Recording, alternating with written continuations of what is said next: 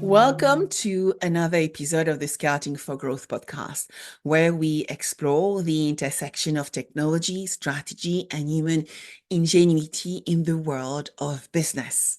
I am Sabine VdL, and today we have a very special guest joining us. He's a dynamic leader and a thought leader, and often described as the insurance super nerd. Please welcome Franklin Manchester, the Global Insurance Strategic Advisor at SAS. Franklin leads the market strategy and engagement for insurance within the global financial services industry marketing team at SAS, empowering and inspiring insurers in 75 countries, including 90% of the Fortune 500 insurers, to make data-driven decisions. During our conversation, you will see Franklin mentioned 1,400 insurers globally within their customer portfolio. In this episode, we will dive deep into the top trends in insurance for 2024. We are going to explore the challenges and opportunity that lies ahead for insurers. We will discuss the role of technology, particularly generative AI technologies, in shaping the future of the insurance industry. We will also touch on the talent gap and how insurers can navigate this complex environment. So whether you are a senior executive in insurance looking to understand better how to deploy generative AI, or simply someone interested in the future of the insurance industry, this episode is for you. And if you like this podcast, don't hesitate to download this episode, rate it, and provide a comment. I am sure Franklin would welcome your invaluable support. So let's get started.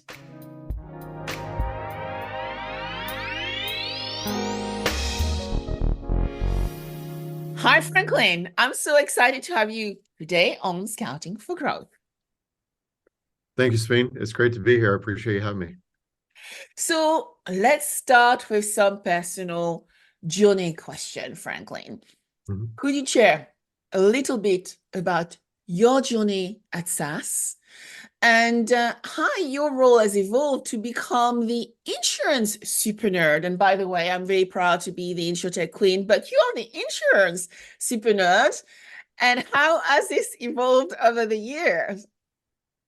Now, I appreciate the question, and I too am enthused about being in your company. I got my start in insurance because I was in a car accident, actually, more than 2 decades ago. I'm not sure you knew that about me, but I did not. I found the process incredibly interesting and ended up handling my own claim with the carrier.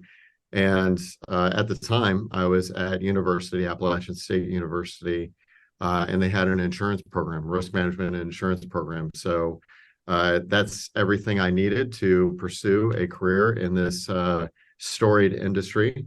And over the years, I've held a variety of roles as an agent, as an underwriter, as an analyst, people leader, consultant, sales and distribution. I couldn't get enough. I wanted to do a little bit of everything when it came to insurance, because at the root of my interest, my passion here, I believe in the promise that the industry provides. We come at the moment when people need us the most. And so I nerd out over the things that insurers can do because of that promise of protection. It's very unique amongst financial services and just really careers in general. So that's why I do the things that I do. And my role at SAS, I've been at SAS for about 2 years now. I spent 20 years on the carrier side with multiple carriers and saw the enormous potential for SAS and other technology providers, curators of artificial intelligence, to remake, reimagine, reinvent the insurance industry. The idea that insurance exists is because a loss happens, right? So indemnification is that promise. But I believe there is a different promise, and that's the promise of prevention, pivoting from indemnification to a value proposition where we can help you before the loss occurs, and that will change the world. And I believe we can do that with the tools we have here, artificial intelligence, and my role at SAS allows me to contribute to that conversation. So that's why I'm Yeah. here. It's fascinating because, as you said, you have been an agent, you have been an Mm-hmm. underwriter. I mean, I checked your profile on LinkedIn and I realized you've been, I think, 16 and a half to 17 years nationwide before coming into Mm-hmm. SaaS. And that is incredible knowledge before going into the software side of the equation to actually build the solutions so important and so relevant for our industry. And before going into the depth of our conversation, generative AI, which everybody wants to hear about, I read on your profile and on the website this statement around curiosity matters. What Mm-hmm. does curiosity matters? What does it mean to you? What does it mean to SaaS? How do you influence the people you're working with and you want to bring in that AI journey Mm-hmm. by, applying those terms, curiosity matters. Yeah, the journey is more important than the destination, right? One of the um, aspects of an underwriter's role. I am an underwriter. Like I will always be an underwriter, even though I work at a technology organization. I'm an insurance underwriter. Okay. And when you're going through your kind of knowledge building phase, of becoming an underwriter, you start to realize that the art of what we do is more important than the science. And that starts with curiosity. That starts with asking the question and imagining the possibilities, Yeah. right? Underwriters have long existed in the insurance community True. because of their ability to make decisions, right? To evaluate arguments, to interrogate their assumptions. And you can't do that if you're not curious about the things that matter most. So I think that when SaaS talks about curiosity matters, it goes very much hand in hand with a foundational role in the insurance community, right? Individuals, underwriters who are making decisions on behalf of these very large organizations who have billions of dollars at stake need individuals who appreciate the art of what we do more than the science. The science matters, don't get me wrong, but curiosity matters speaks to me personally because of my personal experience and my affinity for the underwriting discipline. Yeah. Yeah. And underwriting and risk assessment is becoming, I mean, has always been, but with AI coming into Mm-hmm. play, is, I think, going to be really interesting to see how that evolve in 2024.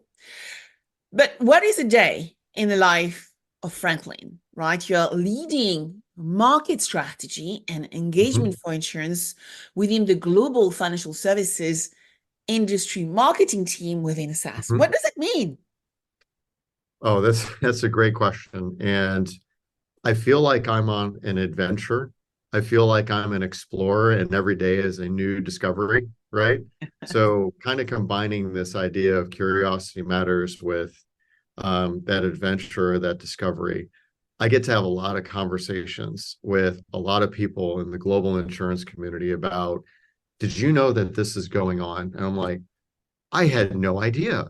Like, let's talk about that. So, I'll give you a perfect example that happened just yesterday. I was talking with the telematics leader about distracted driving, right? And the state of telematics and what our telematics can do to enable that prevention discussion. And she was sharing with me that in this organization's own campaign for distracted driving, they discovered two things. One, they discovered that when they talk about distracted driving, the natural assumption is teenagers, inexperienced operators, those who have not operated a vehicle. But the vast majority of those of us who drive that need help with that distracted driving are not teenagers. They are individuals who are Of looking their at their mobile phone. phone. Right, right, exactly. And they experienced a 10% reduction, the second thing that they learned, in distracted driving when they made simple recommendations to that vast majority of, we recommend you silence your phone while driving for these reasons. And that is a result. That is a result that gets exactly at that thing that brought me here, the pivoting from indemnification to prevention. And that's discovery. That's enriching, right? That gets you up in the morning that says, you know what? We can do these things. And I get to have those conversations every day. So in addition to the normal like research and, reporting out and, running the community calls and, talking about these things on our external channels, right? I get to have these conversations with these very talented, very passionate individuals. And what I'm finding is we are more alike than we are different.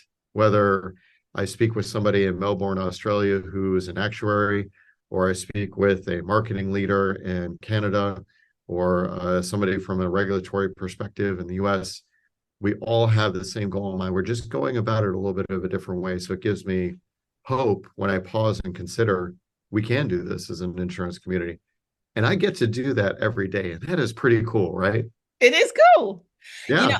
it is awesome because the reason why I think it's also cool, Franklin, is because the world is changing. And the example you have just given us is like, for me, that test and learn approach, which is highly iterative, which, sorry to be that direct with you, probably come from the tech environment, but also from the startup environment where you are fine tuning, not going to, you have your hand goal, but every step of the way, it's an evaluation. It's about the conversation and really Mm-hmm. understanding how you are going to scale, industrialize scales, democratize whatever you are doing Mm-hmm. by really focusing on the user, the customer, the stakeholders' problems.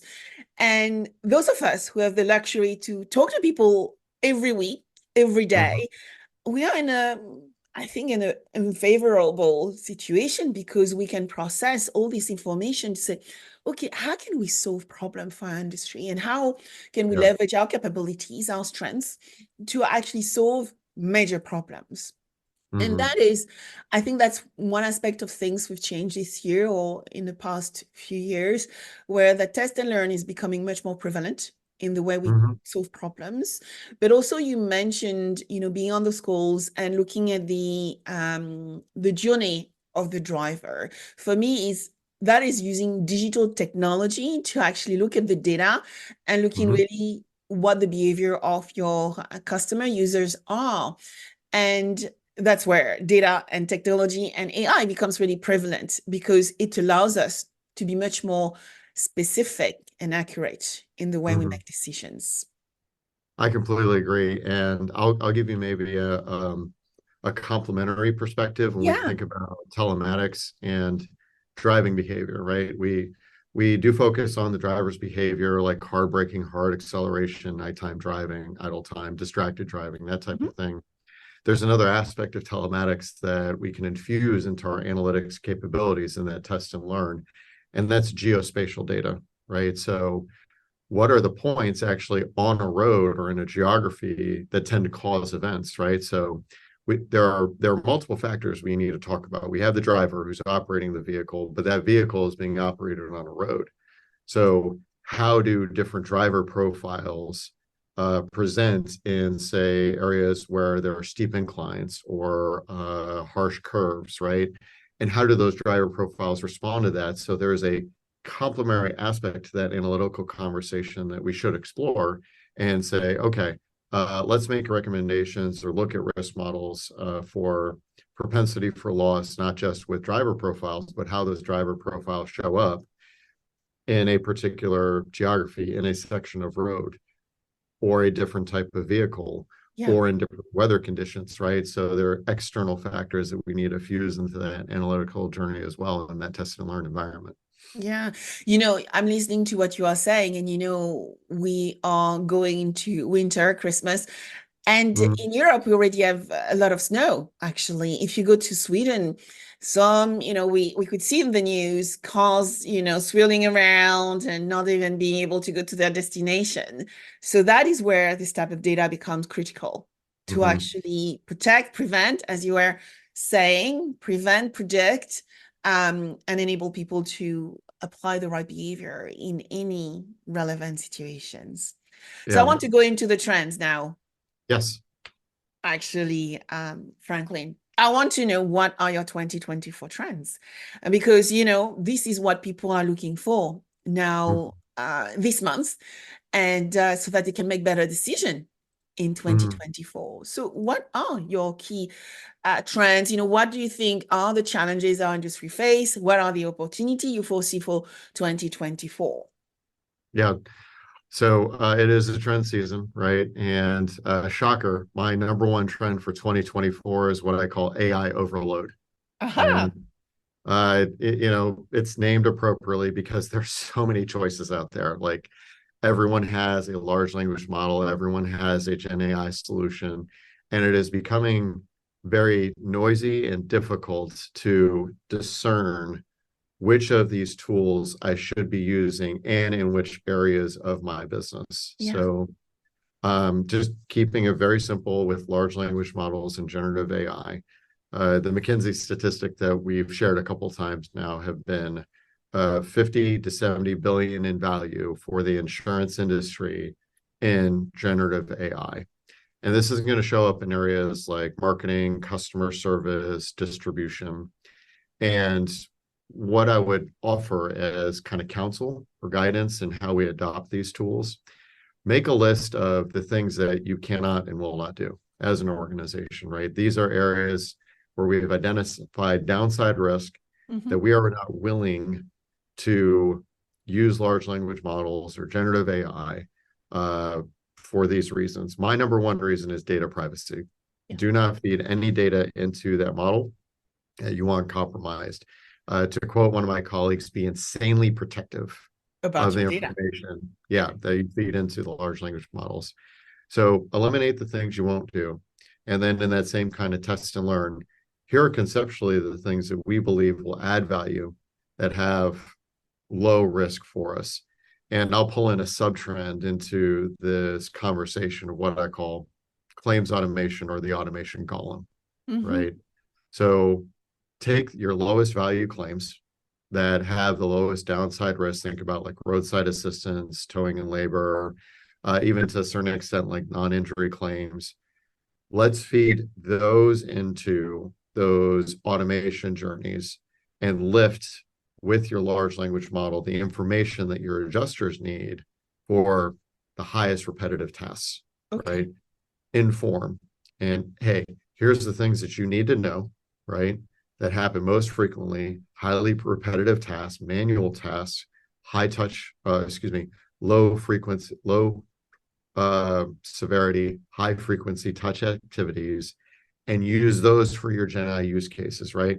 So in the event you get it wrong or there is a hallucination with your large language model, your generative AI solution, it's okay, right? Your roadside assistance claims are going to be pretty frequent, especially given the season that we're moving into. But if you get it wrong, it's probably not that big of a deal. At most, it's a minor inconvenience. And those are the use cases we need to explore first for the very real business reason of just reducing cost in your operating model, right? Everyone is struggling with cost. Everyone is struggling with inflationary pressures. Expenses are real. And that's where we see those AI use cases with generative AI showing up first in that claims automation process. If an insurer is not trying to figure out how to automate their claims journey for those low risk claims using generative AI, they are going to miss out. Those are Yeah. areas where we need to explore further to So unlock that value. one thing which come to mind, and I think everybody will want to hear your definition. I would love for you Mhm. to explain to us what hallucination is, because you know what? I was presenting at Reuters last week. I was Mhm. one of their pundits, and what we realized is that a lot of people didn't know what hallucination is. The second question I have for you, still linked to it, what is the difference between using chat GPT, so let's say OpenAI chat, right? And the Mhm. platform, because I have both, right? I have chat, OpenAI for me to play around, no personal data put onto it, but then also have the platform that my team uses where they are Mhm. testing questions, testing prompts to really understand how the technology works. And we often do that for our insurance partners. Tell us Yeah, what are all the absolutely. stuff we need to understand there? Yeah, I'm a big fan of storytelling, so I'm going to tell you a story to answer that first part of your question around Awesome. hallucination. So hallucinations are a feature, okay? And every human is a little bit of a black box. So why do we do the things that we do? Why do we give the answers that we give? Why do we make certain decisions? So with large language models that are trained on billions of parameters, it is unfair to think that hallucinations will not happen for large language models because humans have hallucinations too, right? And every person is a little bit of a black box. We do certain things and we ourselves sometimes don't always know why. So hallucinations, very simply, you get an answer that doesn't make sense. Okay, that's a non-technical definition, but how often have you been talking to a colleague and you get an answer from them that doesn't quite make sense? And we Yeah. are very forgiving in that situation, right? We are harshly unforgiving of large language models that all of a sudden spew out an answer that don't make sense. So start thinking about hallucinations as a feature, and that is an indication that I may need to retrain this model, right? My large language model might need a day off. You know what? Take the rest of the afternoon off. It's very clear you're a little overworked. We're just going to get back and retrain you, and we're going to try this again tomorrow. Let's think about it like that. But from a platform perspective, how we use large language models, prompts, et cetera, you know, the chat GPTs, the Gemini ones, the Dollies, et cetera, right?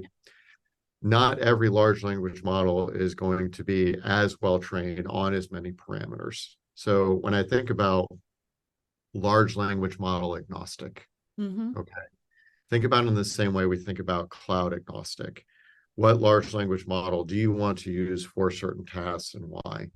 They are going to have different outcomes. They're going to have different features because using that AI as a trusted coworker example, you're going to have solutions that do a little bit better with different workflows and tasks than others.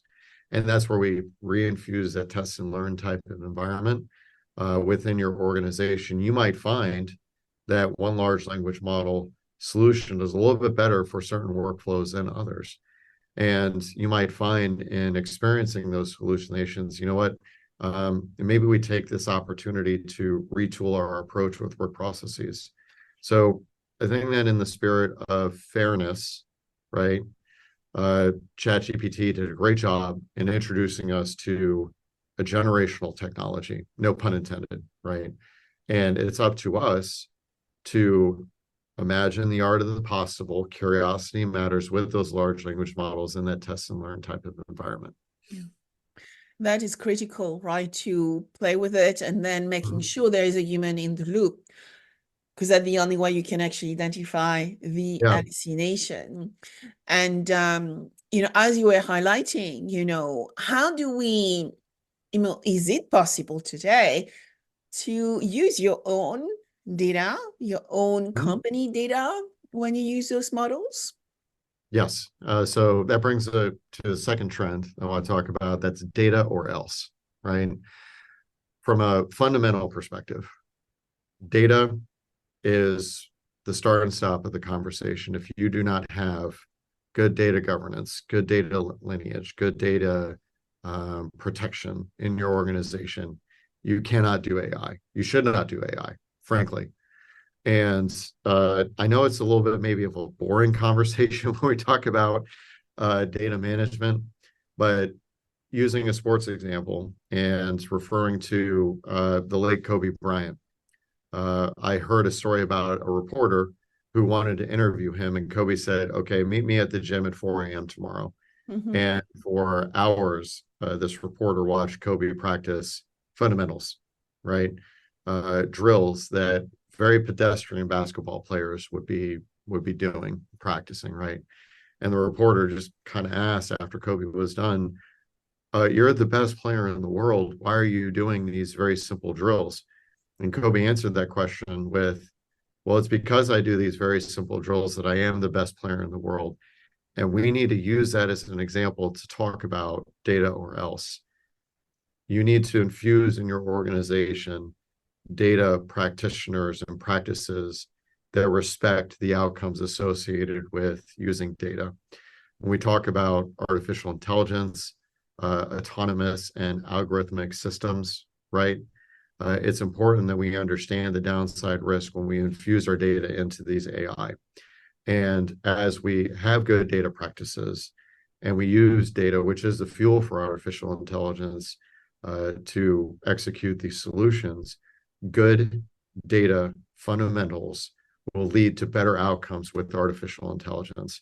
So we're being overloaded with AI solutions. You can take solace in the fact that if your organization has good data practices to begin with, it will lead to better outcomes with AI. Mm. And that is fundamental and key to 2024. Let's not lose the fundamentals, right, that got us here in the first place. And again, to requote my coworker, be insanely protective of your data, right? Let's start with the data fundamentals, and all the other things will fall into place. That's cool.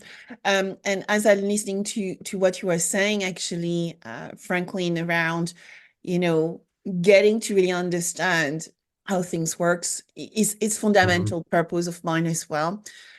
You know, when I moved from big corporate to building my own businesses, what I realized is it's fine, you can recruit people, but if you do not know how some of those new technology works, there is no way you can have the right expectations from them. So you have to go back to square one. And I think we are in the age where we have to learn to go back to square one and feel actually enough humility to not think that we are beyond relearning how to do a lot of the things, because now we are in the digitalization world and the things we thought we knew how to do is completely changing. Yeah. One thing which come to mind is, Franklin, you know, I'm sure it has been the same in the United States, you know, high interest rate, high inflation impacting insurance. How does that play, do you think, in 2024? Yeah. One of the things, again, getting back to square one, that we cannot allow our hubris to miss is the fact that insurers have massive investment portfolios, right? And when we see things like Silicon Valley Bank collapsing or interest rate risk, market volatility, we have to understand and connect the dots that insurers who have those billions of dollars of premium invested are exposed to those same risks and exposed to the same inflationary pressures. Yeah. And in my top five, I talk about life insurers, right? And the trend is called Get a Life. You Get can alive. kind of see my personality come out when I'm naming these trends. Yeah. And one of the things within that trend that I think is important for us to realize is the commercial real estate doom loop that's going on. And the fact that insurers, life insurers, invest in commercial real estate. And because of the market conditions that we see ourselves in, commercial real estate is suffering. And insurers are exposed to these type of market conditions. And again, that creates downside risk for them. So it is not a sexy solution to be talking about, okay, how do we evaluate credit risk in our portfolios? How do we analyze default probabilities? And for life insurers, that is a specific aspect of the conversation I want us to start having more because of the effects of COVID. People became very aware of their risk during COVID. And Yeah. as a result, we saw an increase in life insurance offerings, right? I think the statistic was in 2021, payments increased globally by 15%, which is a massive amount. That is big. And COVID created a $15 trillion opportunity for life expectancy for life insurers. If we're going to take advantage of that, we need to consider the fact that life insurers are offering a contract for life. For life. And the stability of their investment portfolios is critical. So the tools that we use to evaluate those portfolios, they need to evolve as well. So I think that for life insurers, specifically within the top five trends that I have, they are customers that deserve a little bit more care and attention in these volatile environments, because volatility leads to instability. And I want us to be able to have that really important conversation from a life perspective to help fill that protection gap for consumers, individuals who are not taking advantage of life insurance products today. Yeah, I love this quote from you, Franklin. Volatility leads to instability. And it's critical when you look at some of the numbers around the protection gap, the $1.8 trillion protection gap that Swiss Re often mention. This is people who are underserved, but also underinsured, low saving, poor investment, poor understanding as to how the economics works. And so being able to design and educate that segment around the value of those products is critical. And we tend to pay attention more to those things in time of downfalls than in times of, I guess, successful and happy times, right? Yeah, yeah.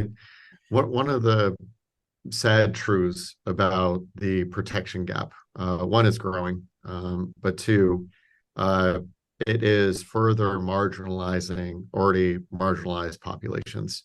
Yeah. And life insurance products can help in instances of generational inequality, stop that from happening. So the example I use is a single income family where one of the adults, or maybe the only adult, works.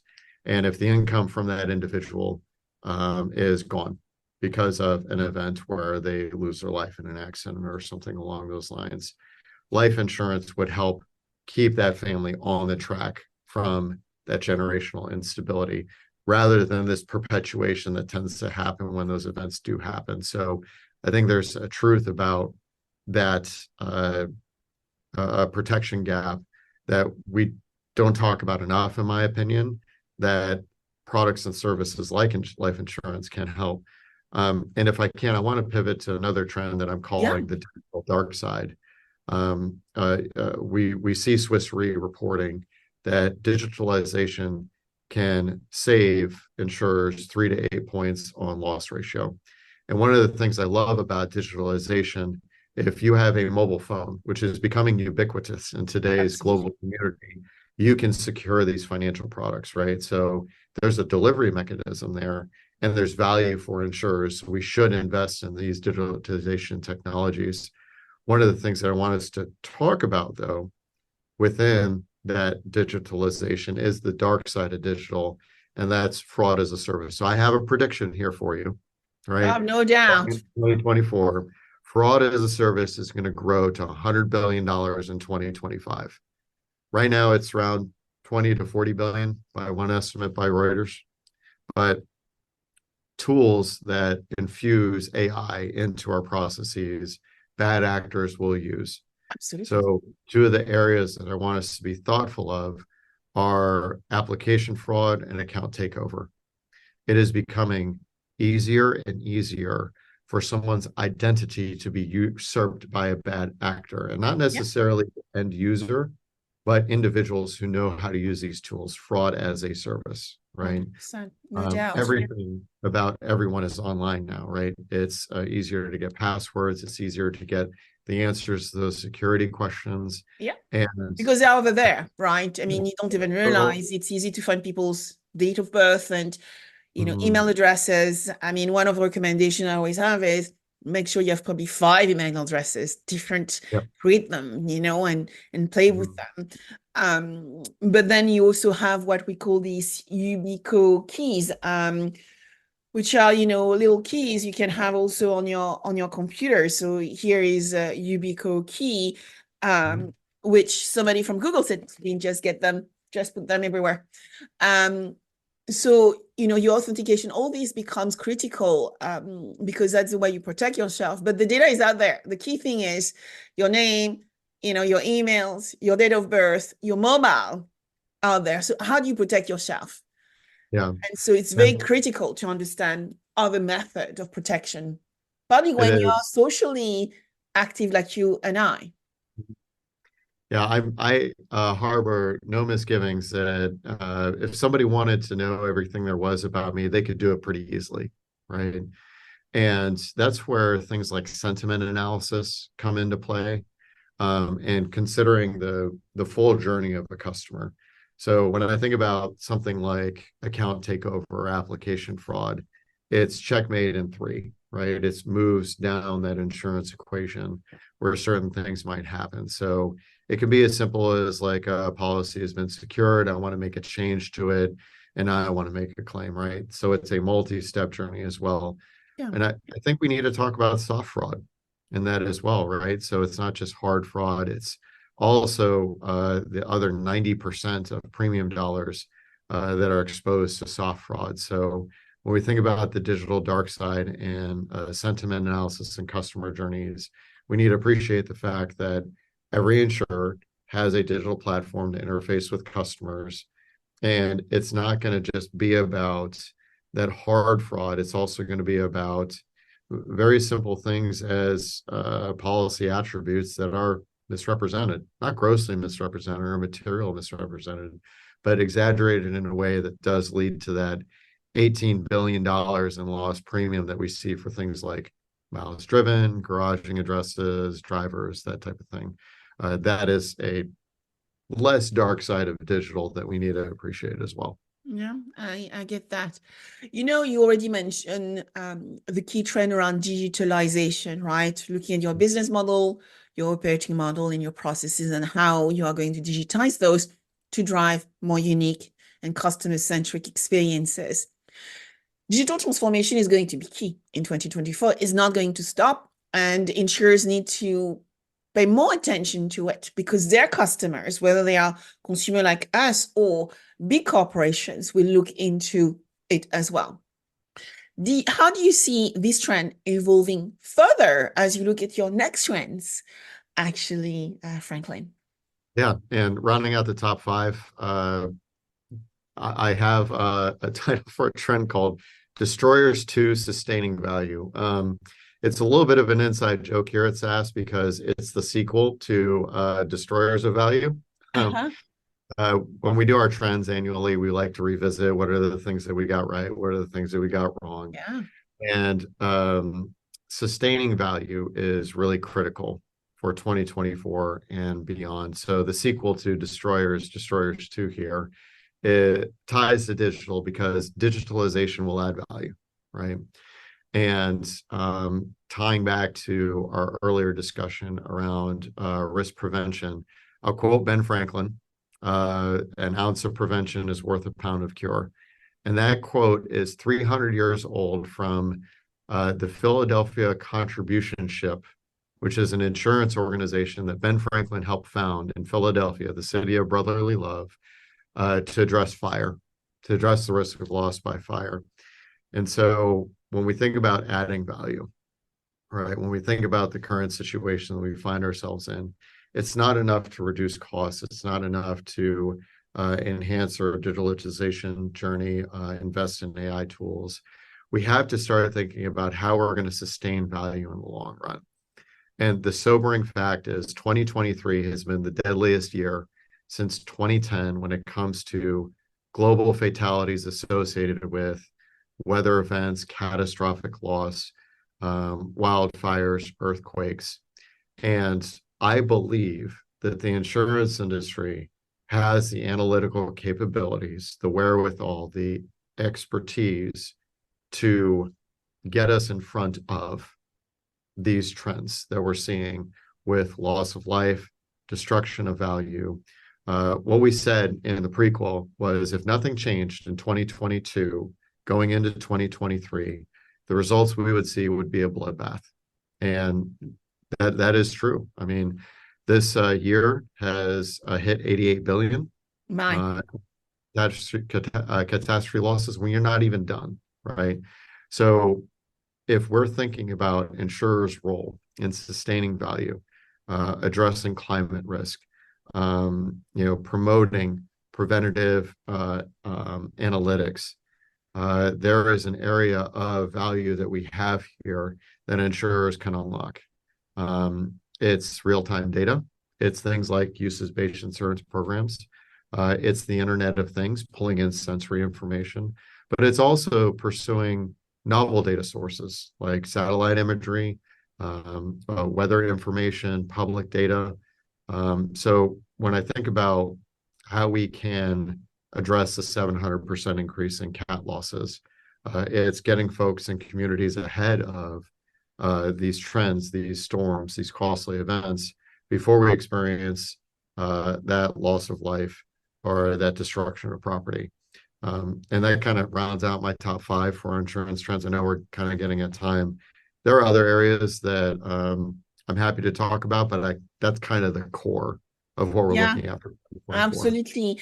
But it's interesting because that leads me to, the role of technology and data in insurance, right? You have mentioned so many important trends which are affecting life and health as well as P&C. And we know that we are suffering from a talent gap in the insurance industry. And that is becoming a growing concern because most of the conversation I have with insurers is a talent war, this talent gap. How do we get the talent to actually get the job done? And if you find the talent, it's actually extremely expensive at the moment, even though, because it's scarce. So how do you see technology, partly AI, helping bridge this gap? So our theme that we talk about here is using artificial intelligence as a trusted coworker and infusing these powerful tools and capabilities into the talent that are already present within insurers' capabilities. So the data science is no longer for people who code. Yes. It is quickly moving into this area of I can get a workbench type of tool into the hands of someone who, again, understands the art of what we do, more not necessarily just the science, and asks the right questions, empowering themselves, being curious. So the quote that we see is in 5 years, there will be no more programmers, right? We can use generative AI to generate code, to write that programming language for us, and ask the question that we want to get out of our analytics platforms. That's the last mile challenge that we are committed to solving. How do we use things like large language models, other forms of generative AI like synthetic data or digital twins, Yeah. right? And infuse our analytical capabilities into the work processes that our individual are already capable of doing. So I'll use, again, a claims example, right? It's more important that an adjuster during an investigation asks the right question than be able to program it to extract the analytics out of the data than it is to run that investigation, right? I want to use my adjuster's talent to get into those high complexity claims, right? To infuse what they do with those large language models. And we are getting there, right? Workbenching tools are the next step in these analytical capabilities. And if I remove those barriers from those tools by saying, you know what, you can use this tool without having to program.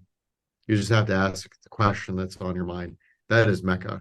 And for somebody who used to be an analyst, right, who had to design those analytics by hand, that is a game changer. That is no longer a barrier to entry. And now I can use real-time analytics in real time, which is an amazing part of this journey that we're on in the insurance community to be a part of.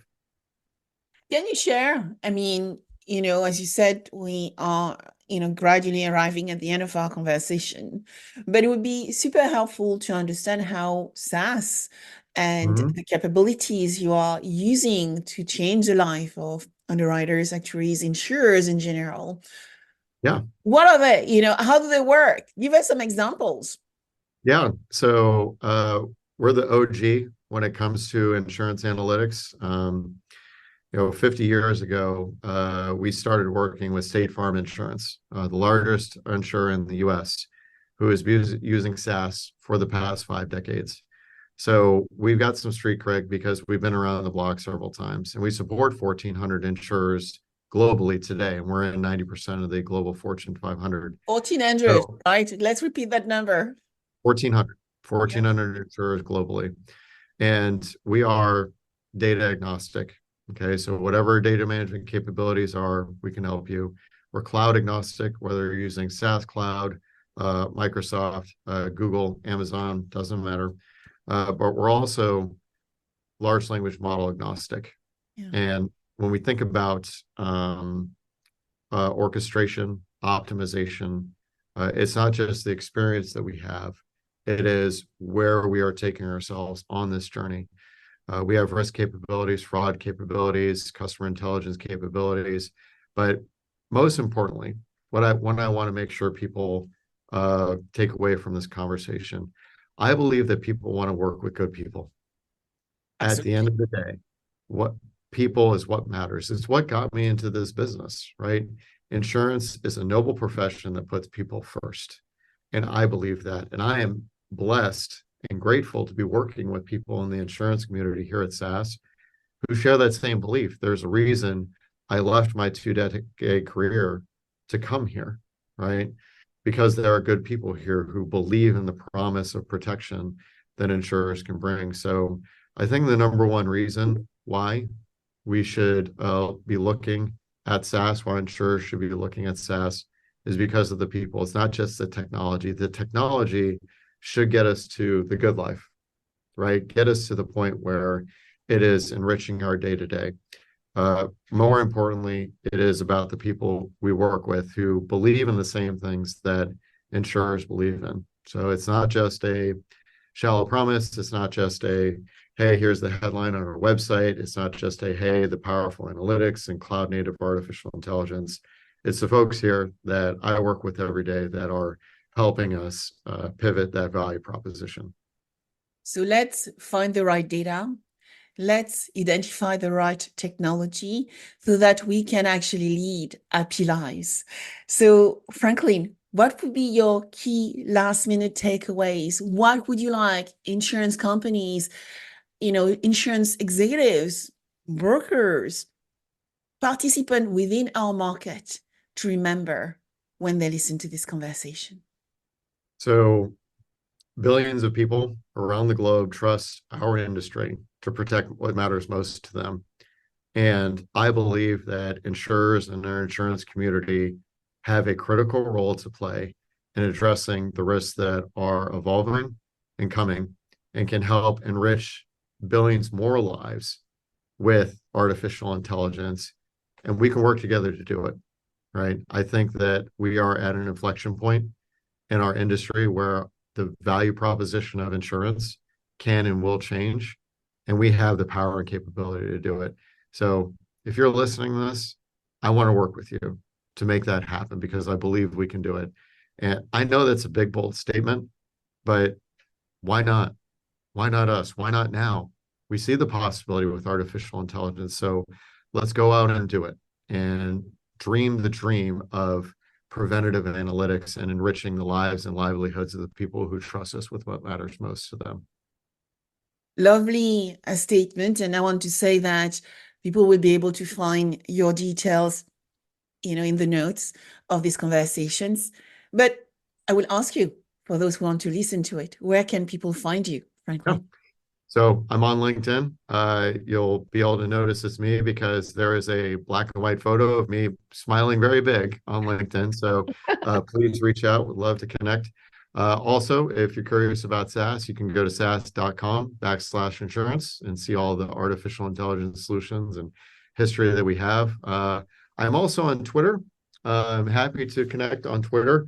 I do tend to try and be more interesting on Twitter. So I would say my Twitter account is maybe 50% business and 50% personal. I am trying to drag several Twitter handles into a conversation about English breakfast Ah, that, you know, has been interesting, at least to me. That's super cool. That's super cool. Yeah. So I will definitely connect with you on Twitter. I did notice this morning when I was looking at all your social, and I would recommend everybody to connect with you on LinkedIn and on Twitter. But LinkedIn is the platform of business, so I'm sure we'll find a lot of people wanting to find out a bit more about you there. Franklin, I want to thank you so much for joining me on Scouting for Growth. I cannot wait to hear what people think about this conversation, and hopefully we are going to get some amazing engagement about the trends that we are seeing for 2024. So thank you, Franklin. Thank you, Sabine. I appreciate you.